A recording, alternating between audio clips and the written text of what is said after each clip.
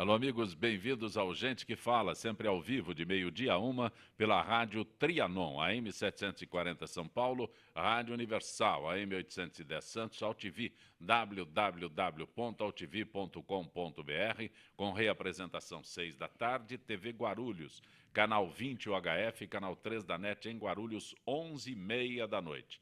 Acesse nosso blog, conheça nossos colunistas e colaboradores, gentequefala.com.br, nossa fanpage, Facebook/programa Gente que Fala. À sua disposição, chat no site da UTV, também o WhatsApp 974012235 e ainda o telefone aqui em São Paulo, 5052-6622. Participando desta edição de hoje, o cirurgião plástico Dr. Cláudio Roncati. Prazer tê-lo aqui, Dr. Roncati. Prazer é meu de estar novamente aqui com vocês. Muito obrigado pelo convite. O senhor é fundador da Sociedade Brasileira de Laser. Perfeitamente. Eu sou um dos fundadores, né? Éramos em 50 profissionais da área médica.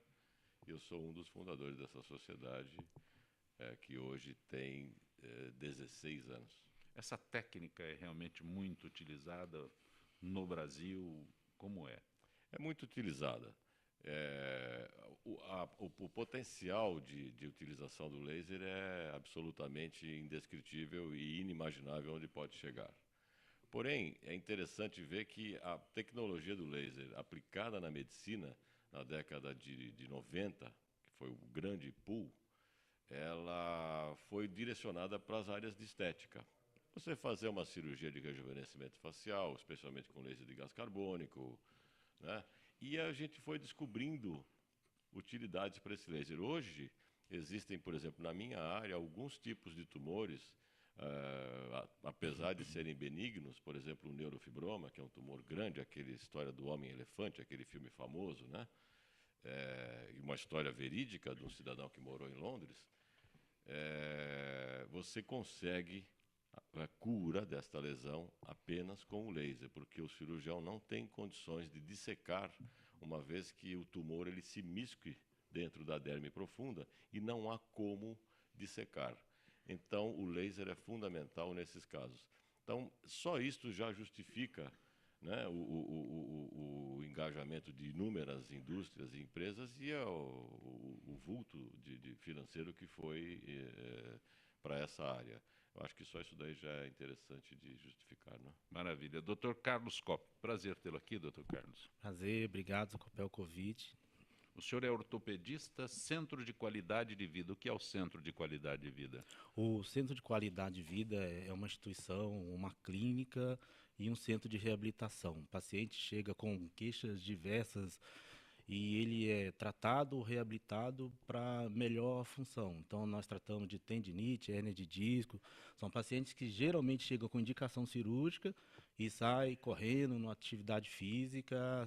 Nós hoje revertemos um quadro cirúrgico de 80% para 5%, com uma expectativa de qualidade muscular de vida muito boa. Onde fica aqui em São Paulo? Fica na Rua Santa Cruz, no metrô da Vila Mariana, lá, Rua Santa Cruz 245. Também conosco a Beatriz Fabretti. Prazer ter aqui, Beatriz. Olá, obrigada, é um prazer. Você é vice-presidente social do Instituto MAPA.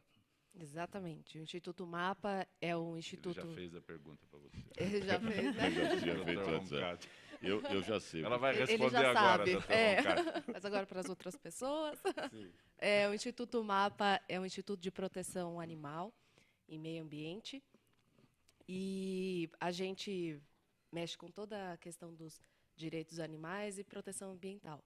É uma organização sem fins lucrativos, uma ONG, né? Perfeito. Também conosco o patologista Renata Bacic Palhares. Renata, bom tê-la aqui, prazer. Prazer é meu, obrigada pelo convite. E você é diretora da Sociedade Brasileira de Patologia. Sim, senhor. Correto? Correto. Não sei corretamente. Isso. Ok. Renata Bacic Palhares. Doutor Roncati, operação bariátrica, é indispensável uma cirurgia plástica após uma bariátrica? Não é indispensável, não é? O que ocorre é que essa cirurgia chamada bariátrica, que é uma gastroplastia, é uma cirurgia onde se faz ou uma inversão de fluxo do tubo digestivo, que chama Y de Roux, uma cirurgia antiga, que hoje ficou moderna, ou se diminui o volume do estômago, de maneira que aquele cidadão vá absorver menos alimentos e terá, sem dúvida nenhuma, um emagrecimento. O emagrecimento por si só é importante, né? Uma pessoa de 20 anos talvez não sinta 30, 40, 50. Eu já tive pacientes que perderam 80 quilos de peso. Mas aos 40, aos 50 anos, ele sentirá, e o Carlos já está fazendo que sim com a cabeça, porque sabe o que vai acontecer com as articulações, com os ossos dessa pessoa. De qualquer maneira, vamos falar só do emagrecimento. Já seria uma justificativa para a cirurgia. O senhor diz uma pessoa com 20 anos e 40 quilos acima do Acima peso. do Esse, por isso o senhor falou os 40 aí. Os 40, exatamente. É Mas isso. também essa pessoa não pensa que terá 40, 50 anos, porque ninguém pensa quando tem 20. Nós achamos que vamos continuar com 20 a vida inteira. E aí ele vai sentir muito mais esse peso. No entanto, voltando à sua pergunta, o que a gente observou depois dessa cirurgia, que no começo foi uma cirurgia criticada, mas ele deixa de ser hipertenso, ele deixa de ser diabético, né? E ganha aquela sobra de pele. E aí entra a cirurgia plástica. E aqui no texto fala de infecções. Então vocês todos aqui sabem o que é um intertrigus, né? É a pele quando ela cai sobre ela mesma, por exemplo, num abdômen ou numa mama, e aquele contato da pele sobre ela mesma, com a sudorese, com a umidade, acaba gerando a formação de micro-organismos. Em linguagem de leigo é quando a barriga tem um avental. Um avental, exatamente. É isso, estou falando como leigo. É isso mesmo. A pochete. Mas chama avental mesmo. Doutor Carlos, como é que é? A pochete. A pochete. Tem umas pochetes que são verdadeiras malas, né? Uma pessoa que perdeu 80 quilos, você imagina. Recentemente, nós fizemos uma cirurgia de abdômen, uma moça de 32 anos, nós tiramos 12 quilos. Nós tiramos 12 quilos. Ela já havia perdido 60. Então, vocês imaginam, os telespectadores, as pessoas que estão vendo, se era necessário ou não essa cirurgia. Se trouxe um benefício ou não para essa paciente, apesar de trocar esse aspecto por cicatrizes, algumas vezes grandes, ou quase todas as vezes grandes. Então, eu acho que isso daí, Zancopé, justifica totalmente, não só a gastroplastia, o Y de Roux, a cirurgia bariátrica, o balão gástrico, como também, a posteriori, a cirurgia plástica. Doutor Cláudio, a gente ironicamente fala do abdômen, mas existem outras áreas também, braço... Não, as pessoas querem operar tudo, Zancopé. As mamas, que muitas das vezes ficam pequenas, muito pequenas e caídas, os braços e as pernas. Querem operar tudo. As pessoas não ligam para ter uma cicatriz, desde que modifiquem aquele aspecto físico. E isto é uma imagem que nós temos filosófica de nós mesmos. Então, veja, você tinha uma imagem de um sujeito acima, muito acima do peso. Alguém inventou um procedimento cirúrgico onde você, em um ano e meio, 2, volta ao seu peso normal. IMC 25, índice de massa corpórea 24, 23, 22, ótimo. 1,65 m, 64, 63 quilos. Aí você se olha no espelho e fala, bom, agora eu quero ter essa imagem filosófica compatível com a minha imagem corporal. Aí eu vou partir para a cirurgia plástica, que é um benefício muito grande. É muito distante, quilômetros, anos-luz de distância de uma cirurgia estética. É uma cirurgia plástica reparadora com benefícios emocionais para o paciente incalculáveis. Doutora Renata, H1N1. Sim. H1N1, de alguns tempos até hoje, tem sido citado incontáveis vezes, e há aquele, de novo, como leigo, né? Quando é gripe, quando é H1N1, as pessoas espirram, já imaginam que estão gripadas. Tem diferenças? Sim, nós temos várias Não no diferenças. H1N1, né? A gripe em si. Todo mundo fala que está gripado. A gripe, na verdade, é uma infecção pelo vírus da influenza. Nós temos três Influenza é tipos. gripe. Isso, temos três tipos de espanhol. vírus da influenza. Isso. Influenza A, influenza B e influenza C. Tá? A gripe pelo H1N1 é uma gripe pelo influenza A. É um subtipo de vírus influenza do tipo A. Os quadros gripais, o que a gente considera como síndrome gripal, na verdade, que é o que as pessoas tomam como um resfriado comum, tá? Eles, muitas das vezes, não são pelo próprio vírus da influenza A. Tá? Mas em alguns outros casos que nós temos, que nós chamamos de síndrome respiratória aguda grave, que é a presença dos sintomas do quadro gripal acompanhados de manifestações que nos levem a considerar um desconforto respiratório ou uma insuficiência de ventilação propriamente dita, isso é, a pessoa ela passa a ter dificuldade para respirar ou ela passa a ter uma incapacidade de oxigenar adequadamente os seus tecidos. Nesses casos é que a gente tem que ficar um pouco mais preocupado em caracterizar a influenza como sendo a influenza A, porque esses casos acabam tendo uma gravidade maior e uma possibilidade de outras consequências. Na verdade, quem faz a principal gravidade da doença não é simplesmente a influenza A. A influenza A, ela predispõe que as pessoas tenham uma infecção bacteriana secundária, uma pneumonia ou outro tipo de infecção secundária respiratória. E, nesses casos, sim, você passa a ter uma pessoa com uma gravidade maior da doença. Mas, doutora Renata, esquecendo que o doutor Cláudio e o doutor Carlos estão aqui, né? Se eu tenho um sintoma desse, até chegar nesse estágio que a senhora coloca aí, eu já fui várias vezes à farmácia e sem que eles saibam, né? Sim. Já pedi todo tipo de antigripal que tem lá. Não, eu não estou me automedicando, estou seguindo o que todo brasileiro faz. Sim. Fora o chás, né? Tem chá também, né, doutor Carlos?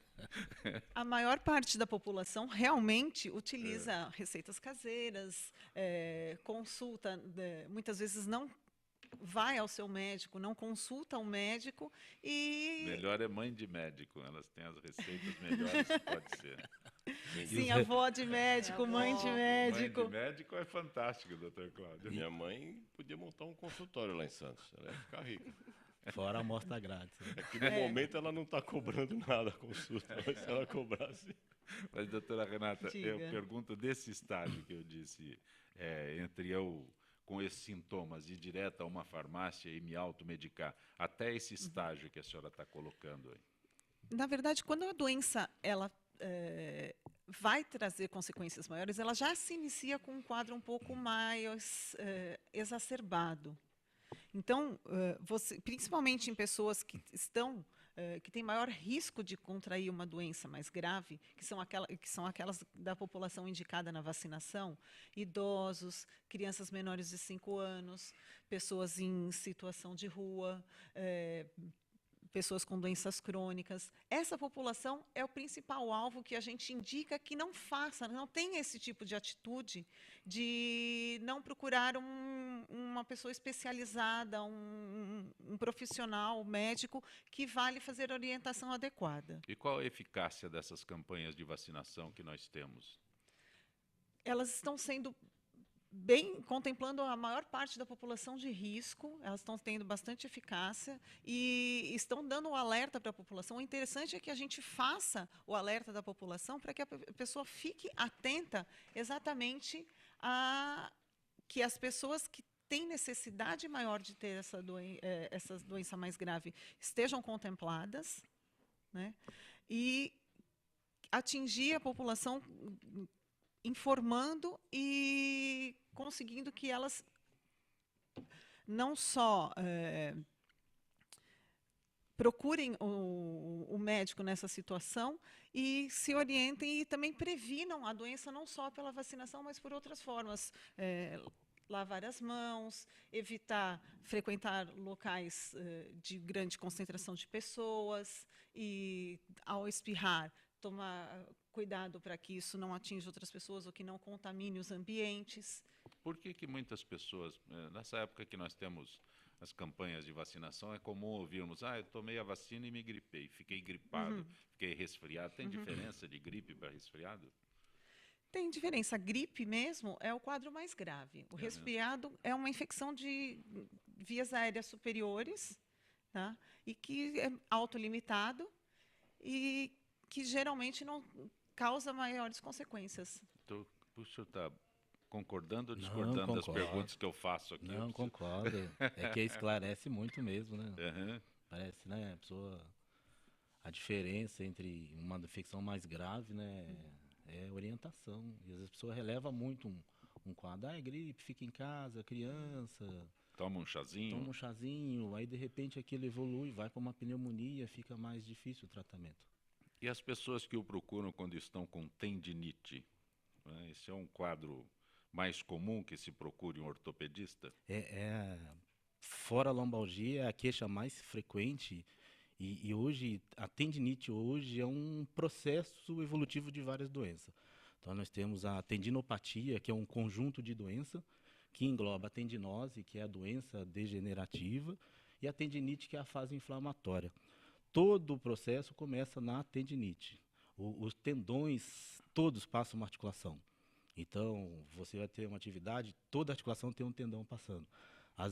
Lesões mais frequentes são o ombro, o punho, o joelho e o tornozelo. O ombro hoje representa 30% do benefício assistencial no país.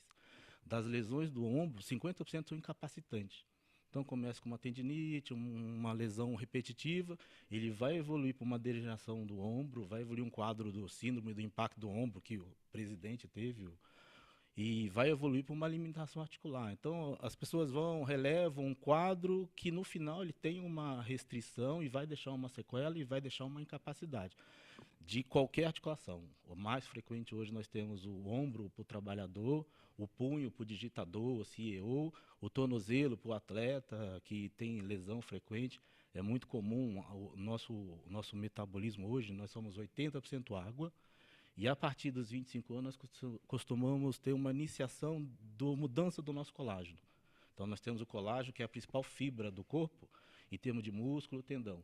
Aos 25 anos o colágeno muda, que do tipo 1 vai evoluir para um outro tipo, que é o tipo 3, que é o regenerativo de uma lesão. E aos 35 anos ele perde 70% da capacidade do tendão, que é a elastina. E eles têm lesão muito frequente. Então o cara joga a bola a vida inteira. Com 35 anos ele rompe um tendão. Porque ele mudou o perfil orgânico dele e não se preparou para isso, em termos de atividade, de alongamento, de compensar. Repetindo a pergunta que eu fiz para a doutora Renata, né? Eu, aos 35 anos, tenho lá uma lesão de joelho, mas eu não vou no Dr. Carlos. Eu vou, da mesma forma, procurar um anti-inflamatório. Isso resolve o sintoma. A doença em si é evolutiva, vai evoluir para um desequilíbrio muscular e se tiver uma atividade, pular, saltar, vai ter uma ruptura do tendão. Quanto tempo, desde esta lesão até o momento em que eu procuro, deixo a minha camuflagem farmacêutica de lado e procuro o senhor? É dependente do estresse que tem a articulação. Então, tá com dor no joelho, sobe muito escada, fica muito no trânsito, acelerando, não tem atividade física, tem hábitos de posturas inadequadas, atrofia muscular, sobrepeso, a evolução da doença pode ser de 6 meses a anos, mas cada estágio que você vai evoluir, você não consegue reverter. Então, às vezes, uma coisa que deveria ser só um alongamento, um fortalecimento, passa por um tratamento cirúrgico com uma sequela e uma restrição da atividade física. Aí, de acordo com o grau, o senhor disse aqui que o senhor consegue reverter nesses tratamentos que o senhor faz até 80% dos casos. Os estágios iniciais. Geralmente a pessoa vai levando, toma um inflamatório, toma o chá da avó, toma o remédio da mãe do médico e chega com uma ruptura, um quadro grave. Aí ele mesmo assim abandona a ruptura, que ele vai para fisioterapia, vai para o massagista, vai para isso, vai, toma gelo, toma uma cachaça e no final ele apresenta uma artrose, uma degeneração. Aí ele começa com uma inflamação e termina com uma degeneração articular e às vezes irreparável. Ele não vai ficar aleijado, mas vai ter uma restrição. Vai reduzir a possibilidade dele... A amplitude do movimento, a força, e vai ter um quadro de dor crônica por uma degeneração. Mas aí eu vou na farmácia de novo e reinicio o meu... Estou falando isso pela... Mas é verdade. Pois é, o que a população costuma fazer. E anti-inflamatório é muito discriminado. Alguns países, anti-inflamatório analgésico é muito restrito. O pessoal toma Tilenol, dipirona como água e dá cirrose química. O que a gente tem de hepatite, cirrose química por analgésico, o pessoal toma anti-inflamatório direto, um atrás do outro, ele vai ter insuficiência renal e vai ter uma úlcera grave, gástrica. Então, e tem muito idoso que toma remédio, vai morrer de sangramento. Pois não, doutora. A senhora acrescentar. Essa parte clínica, ela é especialista. E da parte do Realmente. uso do Dr. Cláudio. Alguns que a até gente- com uso de corticoide, né? Que é Corticóides são bem- mais bem graves ainda. grave. É o que a gente fala, a orientação do profissional adequado é sempre muito interessante. Né? A gente sempre fala, olha, tente não procurar a medicina alternativa. É lógico, eu costumo dizer que você pode lançar mão de outras formas que sejam até, às vezes, mais inócuas do que você tomar uma medicação, claramente,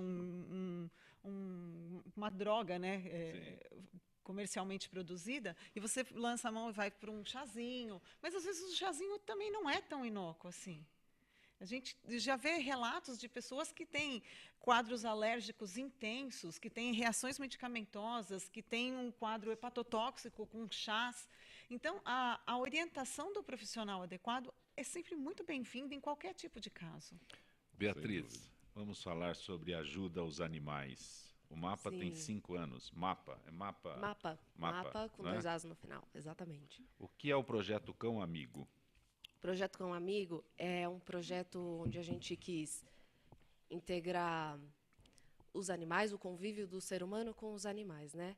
E trazer os benefícios dessa interação para as pessoas. Então, o que a gente faz no Projeto Cão Amigo? A gente leva cães que são treinados e a gente vai visitar asilos de idosos, a gente vai visitar casas de repouso, hospitais clínicos, né, infantis, e leva o cachorro e interage com essas pessoas.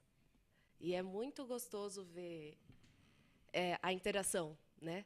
É lógico, os idosos interagem de uma maneira diferente com as crianças, mas ambas muito produtivas, muito gostosas. Projeto Cão Amigo e o Adotar Mais. E o Adotar Mais. Adotar é mais, é isso? Adotar é mais, exato. Adotar é mais é o quê, né? Muitas pessoas elas se questionam muito da adoção. Ah, mas é cachorro de rua, eu não conheço. Ah, eu não sei que tamanho vai ficar, eu não sei se é bravo, não sei se... Existem muitas questões, né, a adoção. E às vezes a pessoa acaba até indo comprar algum animal, sendo que tem, né, a gente tem aí tantos animais de rua, né? E então Adotar é mais, a gente vai e entrevista pessoas, a gente entrevistou já a Sabrina Sato, Cauê Moura, Danilo Gentili, e eles adotaram. Então, eles contam a experiência de como foi a adoção deles, o que trouxe de benefício para a vida deles, como é que está sendo tudo isso. E é muito bacana, porque a gente percebe a felicidade que um cão traz para a sua vida e como você...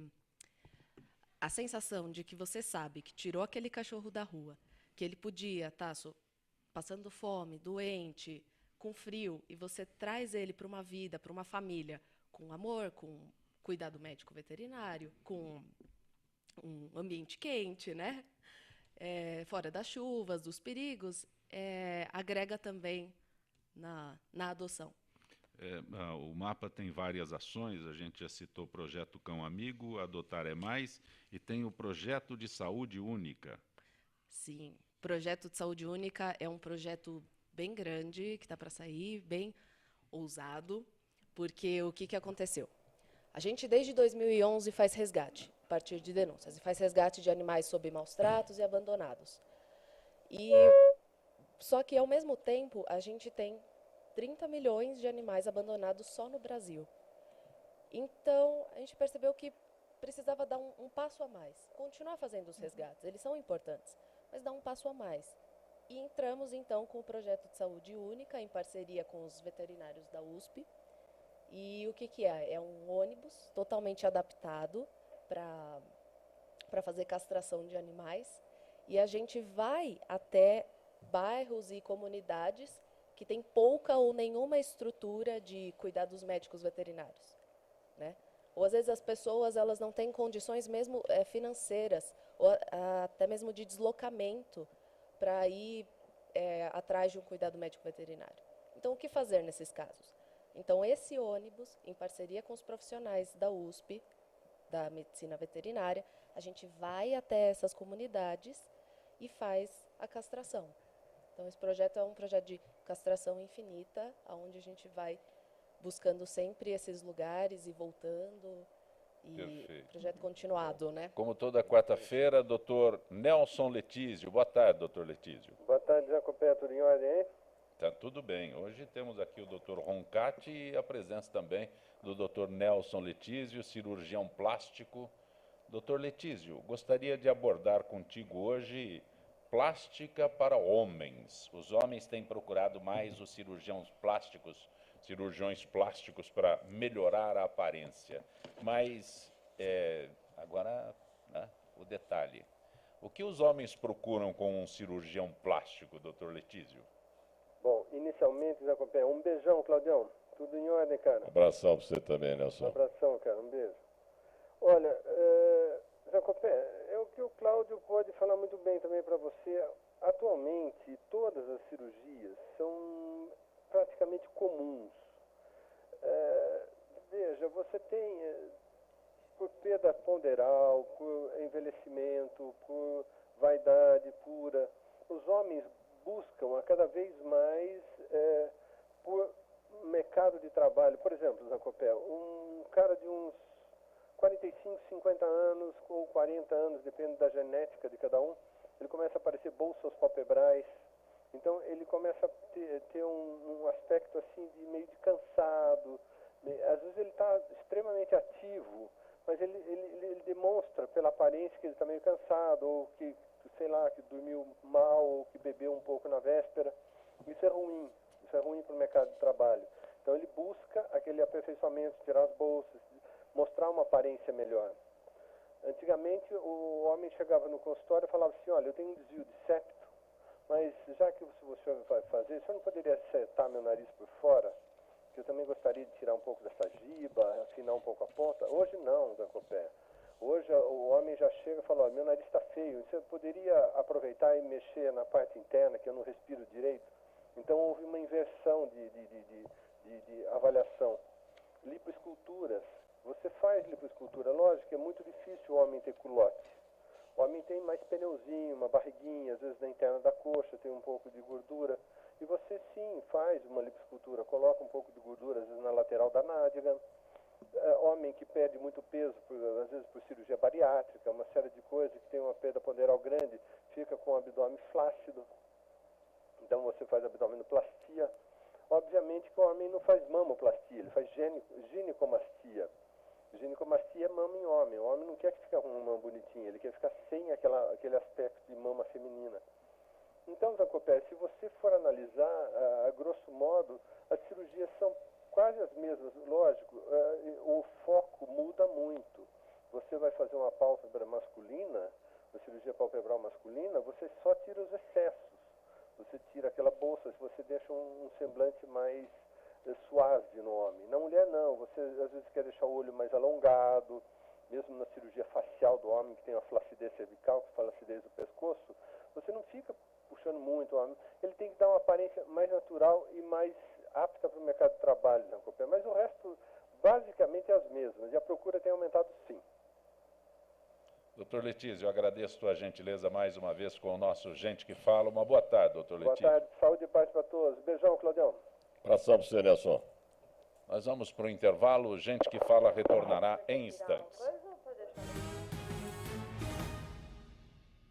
Oi pessoal, tudo bem? Meu nome é Rafaela Bacic. Toda quarta-feira na UTV eu apresento o programa Dicas da Rafinha. E hoje eu tô aqui pra falar pra vocês que, em homenagem aos 14 anos da UTV, eles criaram o primeiro portal marketplace, que é o UTV Shop. O que é o UTV Shop? É uma grande oportunidade de você ser um empreendedor digital sem precisar gastar muito dinheiro. É só você entrar em utvshop.com.br, escolher o plano que você quer para montar a sua loja virtual e selecionar entre os mais de 1 milhão de produtos quais que você quer colocar na sua loja. Aí é só divulgar nas suas redes sociais e todo mundo que comprar ali pela sua lojinha, você ganha uma comissão em cima de cada produto. Então é uma grande grande oportunidade para você ganhar um dinheirinho extra, para você ser um empreendedor sem precisar correr muitos riscos. Por quê? Você não precisa se preocupar com o fornecedor, que já são grandes nomes do mercado, parceiros da UTV Shop. Você só vai selecionar o produto, colocar na sua lojinha e divulgar nas suas redes sociais. Não precisa se preocupar com entrega também, porque os fornecedores já fazem tudo isso para você. Então, não perca tempo. Entre lá no UTV Shop, crie sua lojinha online e já saia ganhando seu dinheiro. Eu já criei a minha. Inclusive, quem estiver assistindo esse vídeo e colocar lá no cupom de desconto na hora do pagamento Dicas da Rafinha, vai receber 100% de desconto, ou seja, não vai pagar nada para criar a sua loja. Então não perca tempo, corre lá e monte sua lojinha.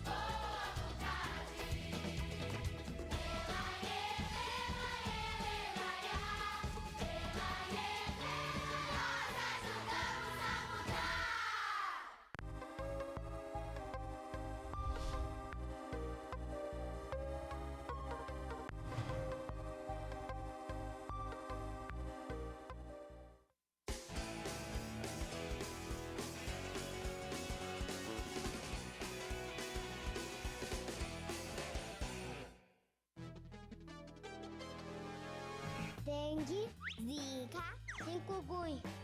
Falamos ao vivo do Mundo Consciente. Aqui todo mundo tampa a lixeira, tira a água do pneu, põe areia no vaso de planta. Nossa, quantos mosquitos aqui! Ô vizinho, colabora aí. Por que você ajuda a mudar? Porque eu quero o mundo consciente. Nós ajudamos a mudar! E você?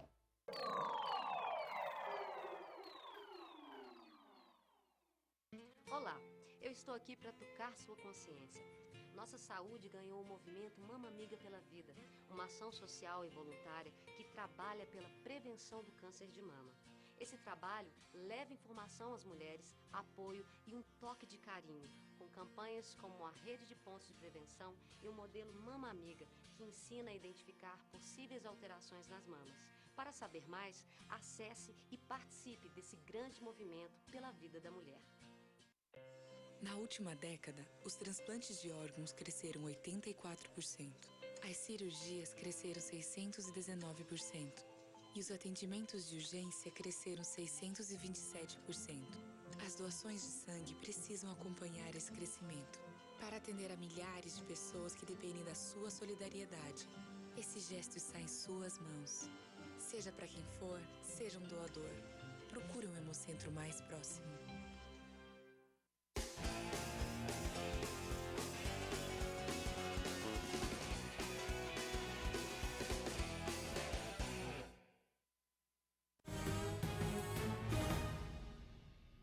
Gente que fala pela rádio Trianon, AM 740 São Paulo, Rádio Universal, AM 810 Santos, AltV, www.altv.com.br, com reapresentação 6 da tarde, TV Guarulhos, canal 20 UHF, canal 3 da NET, em Guarulhos, 11h30 da noite. Nosso blog, gentequefala.com.br, nossa fanpage, Facebook, programa Gente que Fala.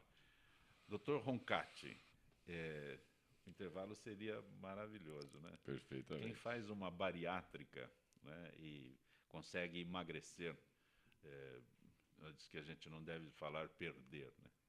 A neurolinguística diz que é emagrecer, que se você perde o cérebro, perfeitamente, acha. Exatamente. É ganhar, ele quer ter de volta. Cérebro procura e acha. Exatamente. Mas que a gente citou em instantes a bariátrica, né? Tem algum procedimento específico? As pessoas conseguem permanecer sem readquirir algum, pelo menos parte dos quilos que dispensou? Existe. Antes de responder, só duas coisas. Primeiro, o Nelson Letísio, para quem não sabe, além de meu colega médico e de especialidade, é um grande amigo. Então, um abração para você, Nelson, em Rio Claro. E o Zancopé que agora mesmo respondendo para o Carlos falou que tem 35 anos, você disse que está? Fiz Então 17. nós temos a mesma idade. Fiz 17. Eu não, olha, eu gosto tanto desse Se o moço. Peter Pan parou no eu não 7, porque eu não sabia- posso parar nos 17. Eu não sabia que nós tínhamos a mesma idade. Você já fez 35 ou vai fazer este ano? Fiz 17. Ah, então você é menos que eu. Ah, tá certo. Eu pensei que fosse mais uma coincidência, né? Mas voltando à pergunta dele, existem procedimentos específicos, sim, né? Existem procedimentos onde você busca um objetivo claro, cristalino, né? Especialmente em cirurgia plástica.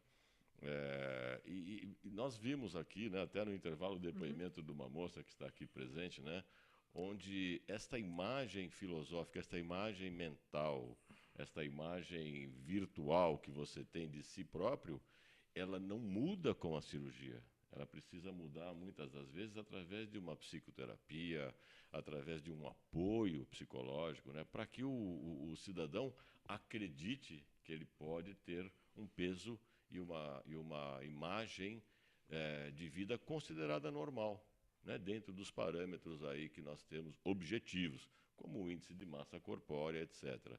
Então, algumas cirurgias plásticas, o Zancopé e colegas aqui da mesa, a gente até contraindica quando se percebe que o paciente não está preparado. E você terá um problema muito sério, porque essa pessoa vai começar a engordar novamente, o cérebro vai achar de novo aquilo que perdeu. Olha, e já é um que o senhor, problemaço. esse assunto é muito interessante.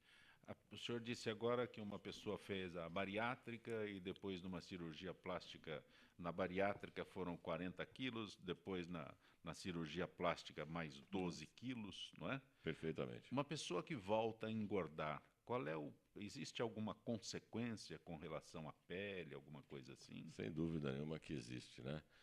Agora você falou que o Senhor disse, faça-se o mundo. Eu disse que a bariátrica ela é uma cirurgia absolutamente jovem, necessária. Ele gosta de mim. Mas tudo bem, vamos continuar aqui. O Zancopé, veja só, é o que nós chamamos de síndrome da sanfona. É extremamente desgastante, inclusive formando o que as moças aqui têm um verdadeiro pavor, estrias. Porque esta capacidade da derme de se expandir, né, e também de regredir, é muito boa enquanto nós temos uma idade jovem. Depois de uma certa idade, ela perde essa elasticidade. O próprio Carlos, aqui, o ortopedista, falou da mudança do colágeno, que para ele é fundamental para as patologias que ele atende. Para nós, cirurgiões plásticos, é absolutamente fundamental. E esse colágeno se modifica mesmo. E no nosso caso é colágeno, é glicosaminoglican, que é o ácido hialurônico, que é a elastina, que são as fibrinas, etc. Então, que são componentes fundamentais da derme. A derme, por exemplo, é 85% fibra, né? E uma substância amorfa, como se fosse um gel. Então, veja, você emagrece, engorda, emagrece, engorda, emagrece, engorda. Este colágeno, depois de uma certa idade, não tem a mesma qualidade regenerativa e vai gerar problemas. E estria é um problema gravíssimo, de dificílima solução e que desencanta muitas mulheres e muitos homens. Dr. Cláudio Roncati é cirurgião plástico, a Beatriz é vice-presidente, Beatriz Fabretti, vice-presidente social do Instituto MAPA, o Dr. Carlos Coppi, ortopedista do Centro de Qualidade de Vida, a doutora Renata Bacic Palhares é patologista. Doutora Renata, tem as perguntas mais comuns e eu gostaria que a senhora qualificasse como mito, como verdade. O vírus da gripe comum é o mesmo do H1N1? Não, isso é mito.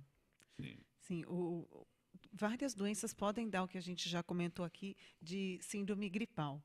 Tá? Vários vírus, não necessariamente o vírus da influenza A, como os próprios de outras influenzas, e outros tipos de vírus também podem dar um quadro, uma síndrome gripal semelhante ao da influenza A. Sintomas da gripe e do resfriado são diferentes? Sim. O resfriado, ele se restringe muito mais a uma infecção de vias aéreas superiores e os sintomas da gripe são esses sintomas acrescidos de sintomas mais graves, principalmente a dificuldade respiratória. Evitar ambiente fechado evita contaminação? Sim, evitar ambiente fechado evita a contaminação, o contato interpessoal, como o vírus ele se propaga através de gotículas em suspensão no ambiente, o contato interpessoal mais próximo favoreceria essa infecção. Medidas simples podem aliviar os sintomas de uma gripe?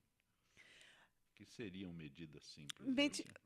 Ao meu ver, Pro Pedro, lá em ao cima. meu ver, a principal coisa que deve se fazer para se aliviar sintomas é a ingestão de líquidos.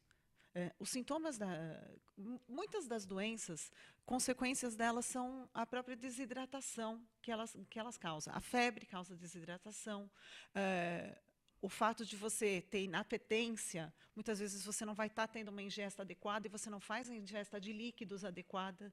A desidratação ela acaba prejudicando e é isso que acaba nos dando muitos dos sintomas que a gente tem de mal-estar. Descongestionante nasal.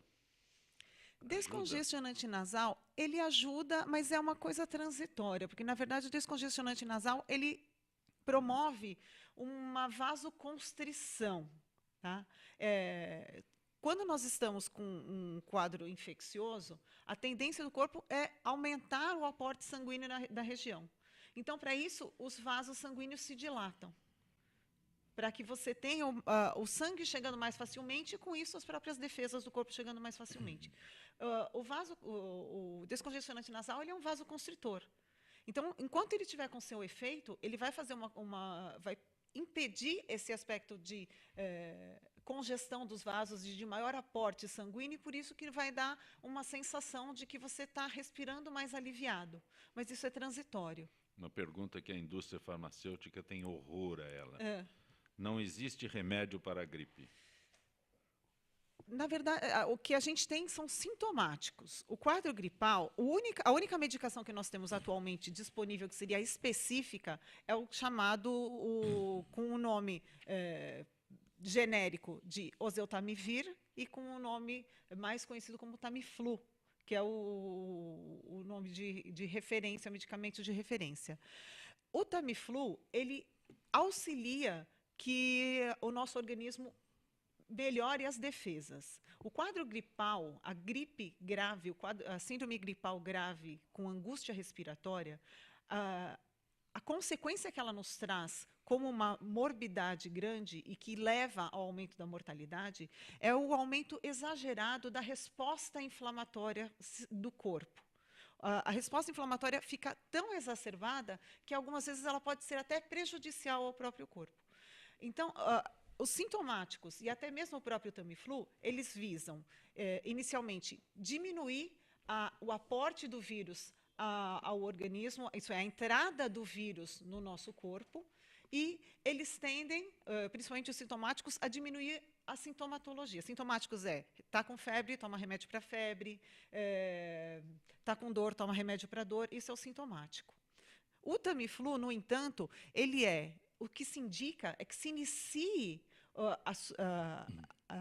o aporte, né, a administração dessa medicação em até 2 dias do sintoma, que é o período onde o vírus ainda está ingressando na célula. Ele ainda está atingindo o corpo e está começando a se propagar pelo corpo. A gripe é autoimune? Não. Como o vírus da gripe ele é extremamente mutável, tá? A capacidade dele de driblar os mecanismos de defesa que nós temos é muito elevada. Então, a gente pode adquirir um pouco de imunidade específica a algo que nós já tivemos um contato. Agora, a essas modificações do genoma viral, essas modificações que o vírus vai fazendo no decorrer da sua evolução, e contra isso a gente não tem uma autoimunidade. Dr. Carlos Coppola, já está preparado para a Olimpíada? Estamos preparados. O senhor está preparado para atender os atletas, atender, né? Os atletas que se inspiram na modalidade e vão lá e acabam se machucando. Dá para sentir um reflexo da Olimpíada naqueles atletas de final de semana, aqueles que se imaginam competindo no Rio de Janeiro? O pessoal vê hoje, começa muita divulgação de esporte, então eles voltam à atividade física, voltam a praticar, alguns até de forma correta, fazem um preparo, procuram um preparador, e muitos falam, olha, eu tô com meus 17 anos, com meus 35 anos, sai correndo, sai... Aí vai passar no consultório no final do treino, geralmente.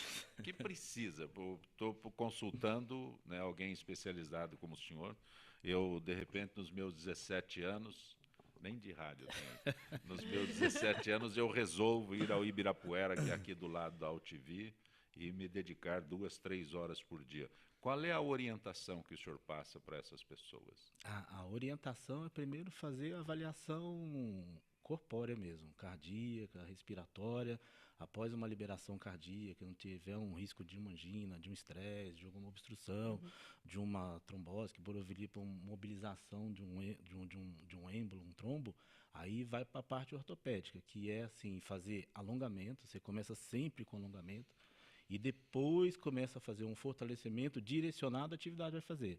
Então vai correr, faz alongamento antes, faz uma musculação membro inferior, faz abdominal para equilibrar a postura do tórax, aí começa numa caminhada, vai aumentando de acordo com a frequência cardíaca até chegar ao trote O específico. que é mais recomendado, a academia ou o Ibirapuera aqui do lado? O Ibirapuera é bom porque você tem aquele fator emocional, verde, endorfina, o prazer, o apuro. A academia, a vantagem é que você consegue fazer um treino a curto prazo com um profissional capacitando mais rápido o A treino. pergunta que eu fiz é porque esse exame que o senhor, um pré-exame, né? As academias não há mais a obrigatoriedade desse pré-exame para que as pessoas comecem a frequentar uma academia. Hoje quase todas têm pelo risco cardíaco, a maioria pede a liberação. Mas não é mais obrigado. O Antes problema até bem pouco tempo era obrigatório um exame desse a que o senhor se referiu. Mas vira um problema jurídico. O cara vai lá, corre, infarta. De quem que é a responsabilidade? Da instituição que aconteceu ali. Ou da coronária dele, né? Até provar o contrário, vai falar que o aparelho pode estar desequilibrado. Então, hoje, acho que assim, por precaução, a maioria das instituições pede uma liberação médica. Ou até uma avaliação mais por defesa da instituição. Perfeitamente. Quem vem aqui no Ibirapuera e se exercita, afasta do teu consultório, doutor Roncalli? Não, acho que não. Acho que é o contrário. Quem vem no Ibirapuera se exercitar é uma pessoa que está preocupada com o seu bem-estar, com a sua autoestima, né, com o seu aspecto físico. Eu acho bom. De vez em quando eu frequento Ibirapuera também. Quando uma pessoa deve procurar um cirurgião plástico? O doutor Letizia se referiu há instantes aí sobre os homens mais preocupados hoje em dia, porque acho que há 30 anos era um tabu um homem. 30 anos é um bom tempo? É um bom tempo. Não, 30 anos, nós estamos em 2016, Exatamente. nos anos 70, então era impensável que um homem procurasse um cirurgião plástico. Sem dúvida. Né? Era horrível para um homem mostrar para os amigos dele, para a família, uma cicatriz numa pálpebra, né, que se visse, porque inclusive a mulher, quando faz uma plástica de pálpebra, ela pode usar maquiagem, um make-up, uma coisa que cobre. O homem não usa normalmente isso. Mas de um tempo para cá isso mudou muito, né? Porque o homem passou a dar mais importância para o seu aspecto físico, para a sua autoestima. Né? E aquela imagem que o Nelson acabou de falar, quer dizer, você está com uma bolsa palpebral, né, gordurosa, que está te deixando envelhecido, não está condizendo a tua idade física, a tua idade fisiológica com a tua idade de aparência. Então nada mais justo do que operar. E eu acho que esse tabu foi quebrado mesmo, Zancopé, você tem razão. Mas eu posso procurá-lo tentando um rejuvenescimento? Como é que é o termo? Minimamente invasivo? Minimamente invasivo. Você pode me procurar, sim, só que eu vou precisar de uma autorização dos seus pais, porque menor de idade precisa de autorização dos pais. Mas eu te atendo com muito prazer. O que é esse minimamente invasivo? Minimamente invasivo é um termo que foi criado há uma década, mais ou menos, para mostrar a diferença que há entre um procedimento cirúrgico propriamente dito e um procedimento invasivo, realizado única e exclusivamente por médicos, porém que não chega ao ponto da grandeza de uma cirurgia. Exemplo, é uma pessoa que te procura e fala, eu quero fazer um rejuvenescimento facial. No entanto, essa pessoa tem segundos queixos, terceiro queixo, queda facial. Não há o que propor a não ser uma cirurgia plástica de rejuvenescimento, onde se faz uma incisão, onde se levanta a face muscular, etc, etc. Um outro caso que fala, doutor, estou envelhecido, estou sentindo que eu estou envelhecido. E há rugas na região frontal evidentes em função do uso exagerado da hipertrofia da musculatura frontal, você resolve isso facilmente com uma aplicação de toxina botulínica. Né? Ou então, aquele plissé na pálpebra inferior, sem bolsa gordurosa, sem nada. Você resolve facilmente com uma anestesia local e a aplicação de um laser de gás carbônico. Enfim, são procedimentos que podem ser feitos ambulatorialmente, no nível de um consultório médico bem equipado, bem montado, conhecendo-se, né, a qualidade física dessa pessoa, bioquímica, que não tenha nenhuma doença grave que impeça, e que deixa a pessoa voltar para a atividade dela rapidamente. Beatriz, você há instantes se referiu a denúncias de pessoas sobre animais abandonados nas ruas. É isso? Como é esse procedimento? Para quem liga? Como entra em contato com o MAPA, direto com o MAPA? Bom, primeiro a gente tem que entender o que são maus tratos, né? A gente tem, pela nossa lei de crimes ambientais, né? A gente tem como criminalização dos maus tratos. Então, o que é? Maus tratos não é somente a agressão, o judiar do animal. Não é somente isso. É você deixar o animal não prover comida, não prover cuidado médico veterinário, deixar ele ao relento, né? Com chuva, com calor intenso, não ter uma proteção para ele.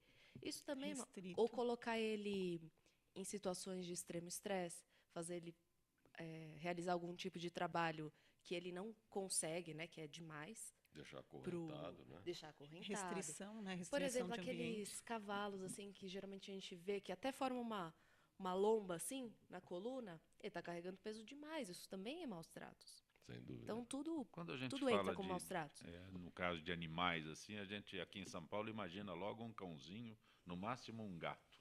Aí você cita um cavalo, né? Exato. Essa identificação imediata com animal de estimação aqui na cidade de São Paulo é muito difícil que saia do campo do cachorrinho, do cãozinho, que as madames agora passeiam com seu saquinho plástico nas ruas, tal. Né? E muito certo, tem que levar o saquinho plástico mesmo.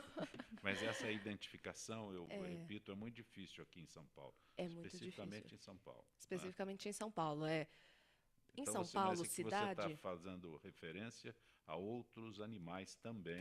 Também. E o MAPA cuida, O acolhe. MAPA ele está focado no resgate de cães. A gente, mais para frente, vai fazer resgate de gatos também, mas é porque, por questões de estrutura, no momento, a gente ainda não faz.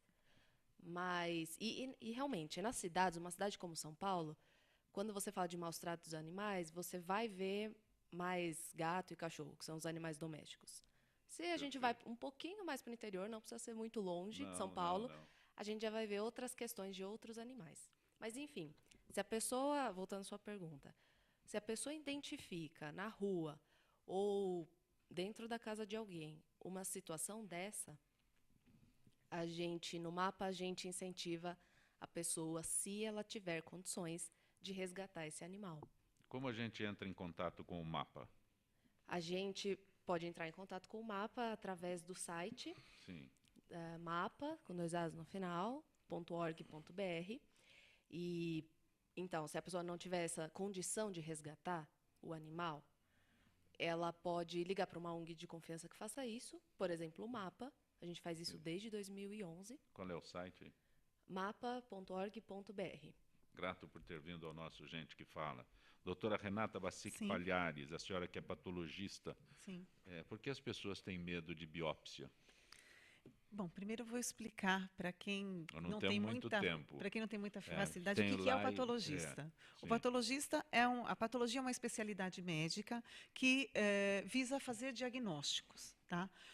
As biópsias são necessárias, na maioria das vezes, para que se faça um diagnóstico. Muitas vezes as pessoas pensam, a biópsia é igual ao diagnóstico de câncer. Não necessariamente só o diagnóstico do câncer, mas a biópsia também se presta a fazer diagnósticos de outros tipos de doenças, doenças infecciosas, doenças inflamatórias, outras condições específicas, e muitas vezes também para se fazer uma orientação terapêutica. A biópsia cada vez mais está sendo utilizada para se orientar a uma coisa que a gente chama de farmacoterapia.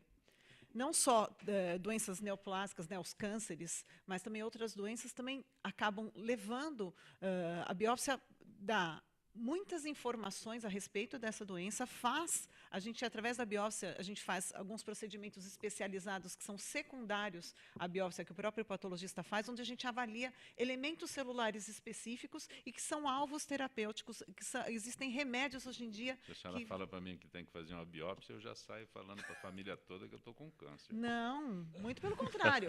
Eu trabalho... Essa é mas às vezes a biópsia é a única forma de diagnóstico etiológico de uma patologia. A minha atividade principal como patologista é num hospital de doenças infecciosas.